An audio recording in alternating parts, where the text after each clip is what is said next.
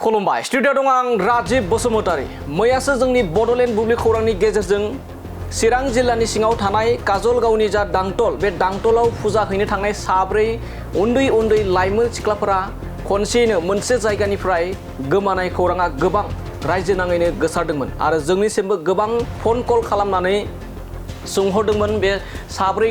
लाइमोननि जा गोमानाय जाथाय बेखौ लानानै गोबाङानो फन कल खालामनानैबो जोंनियाव खौरां लाहरदोंमोन माबोरै जाखो मोनबायना मोनाखै। नाथाय बे समाव गोजोनथाव खौरां बडलेण्ड बुब्लि खौरां फोसावनायनि मोनसे गोहोम होनना बुंनांगोन दि मैयासो बडलेण्ड बुब्लि खौरांनि गेजेरजों फोसावजानाय साब्रै लाइमोन सिख्ला गोमानायखौ दिनै मोनफिनबाय।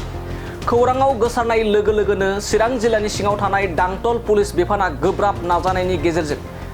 रङिया रेल स्टेशनाव मोननो हादों साब्रैबो लाइमोन सिख्लाफोरखौ। बे समाव जोंनि बडलेण्ड बुब्लिनिफ्राय गोबां खौरां फोसावबोबाय थादों दि बेफोरबायदि गोमानाय आरो हादोरनि गोबां आथिखालाव जा हादोरनि गोबां रायजोआव आथिखालाव लाइमोन सिख्लाफोरा गोमानायनि हारा बांबोगासिनो दं आरो बेखौ सांग्रांथि होनानैबो जोंनि गेजेरजों गोबां खौरां फोसावबाय। थिग बेबायदिनो मैयाबो जा साब्रै लाइमोन 13निफ्राय 14 बैसोनि लाइमोन सिख्लाफोरा खनसेयैनो काजलगाव दांतलनिफ्राय खनसेयैनो